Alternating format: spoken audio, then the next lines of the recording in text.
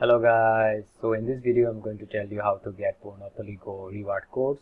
So for that you'll need to use your browser and simply search for Monopoly Go reward codes in your browser, and you will see a bunch of links, but you'll have to scroll down until you find the Reddit post of reward codes, as you can see here. So you'll have to go to that link, and as you can see, this is the link. So this is a massive thread of reward codes. If you scroll down, you will see a lot of codes here. So as you can see, there are upvotes here as well, and as you scroll down you will see more codes here as well. So you'll need to take this and simply try all of them as you can, but unfortunately you can only apply these codes in Tycoon Club, and in the game itself it has become a rare occurrence of you getting into Tycoon Club. So this is my new account in Monopoly Go.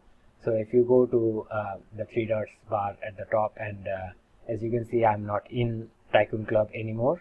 It was removed, but you'll need invitation from the game itself to get into Tycoon Club.